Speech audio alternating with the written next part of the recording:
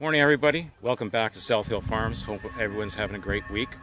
Had a great weekend, and last time I left you, I was explaining how I'm going to put the driveway markers up and install them. So they've all been installed, and I'll show you exactly what I've done and how it's worked. You see some in the back over here already that I've installed all the way along the driveway, and they have reflective tape on them, and that really brightens up at night when I come home at night or leave early in the morning. And it just helps me identify where the sides of the driveway are, for the simple reason is that last year we had record snowfall, and I got caught, even though intuitively, because we had these, the previous owner had these, and intuitively I knew what they were for, and I installed them before the snow came. So I was fortunate that way. I just didn't install enough of them because there were some steep drop-offs in my driveway, and my tractor went off a couple of times on them. And so now I've installed them on the parts where I know I'm going to have a problem. So I'll show you those and go on from there. So see, over here we've got all these driveway side markers over here, and those are all so that, hopefully we don't get as much snow as we did last year. Most of the snow started to fall beginning to mid-January. Before that we were having a pretty easy-going winter, a nice winter here in Nova Scotia, and it was great. And I'm a little bit more prepared this year, in that this year I have a snowblower. Last year I bought a used snowblower, middle of the height of the snow season, and we still had a month of snow left on that, but I could have gotten it earlier, and I didn't. But even sometimes that snowblower just didn't do it, simply because we had really wet snow, and it's belt drive. Most of these snow blowers are belt drive. They're not the greatest in the world, but hey, look, I mean, I can't shovel my driveway, right? So I scrape it with the tractor. Hope I'll show you that this winter.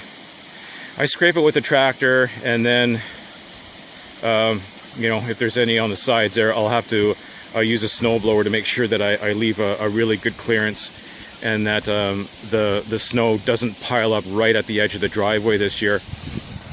So we've been getting a lot of rain, normal amount of rain this fall, and we've been getting windy weather this fall. A real change from what we've had in the summertime, which was so dry. It was desert dry, and yeah, so desert dry, and from just more regular type of precipitation that we're now getting. And here's a field over here I don't know what to do with yet. I've already asked the agricultural extension people what their views are, and they said, well, don't worry too much about that. Just start working on the other field when the time comes. And the reason I wanted to do something with this field is because in Nova Scotia we have a hunting and fishing act where anyone, doesn't matter who it is, can come across a property, and when they come across a property they can fish in a pond or whatever. And which is ridiculous, because this pond is an irrigation pond, and it's on my property, and my house is right up there. And every time you say, well, that's a bit of a distance from your house, what's it to you? Well, what's it to me is it's on my front lawn, believe it or not. And when you have somebody on your property, on your front lawn, you kind of feel a little violated. You feel like, hey man, what are you doing on my property? And of course they don't look at it that way, but there is one provision, one caveat, one provision on the act, is that people cannot cross agricultural land. So my view was, well, if I plant something there, it becomes agricultural land. And actually this land is agricultural because we hate it. So the hay is the crop, and so it becomes agricultural land. So right away, it's not a pond that is, people can come across and come and put their fishing rod in. And it's not like there's a lot of fish there anyway. There's, being a vegetarian, I don't eat fish either. And yes, for those of you that say, well, vegetarian is, fish is not meat. Yes, it is. And not that I have an issue with people eating fish. Please don't get me wrong.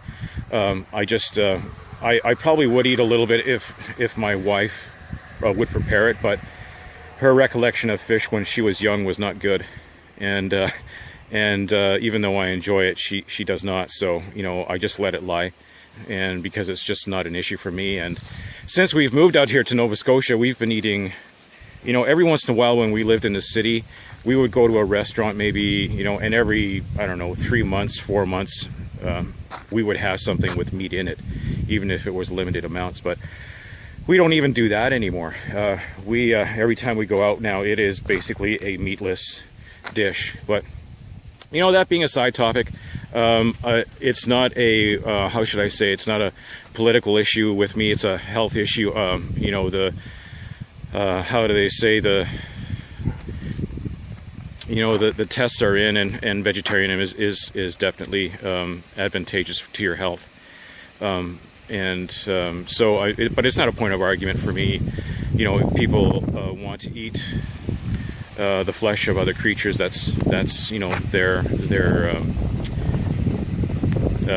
their take on life, and I'm okay with it. I'm not going to make it a big deal. Anyways, way off topic here. I'd like to stay on the farm topic. I have a few opportunities for networking coming up next month, and it's one of my first opportunities for networking. So obviously I'm taking advantage of it, trying to gain customers for the CSA scheme, which is community supported agriculture. Hopefully I'll get some interest there, and at the same time just continue to meet people in the area and continue to say hello, which is always what you have to do in a new area, and just continue to move forward. So by the grace of God, it will all work out great, and we'll see you on the next video.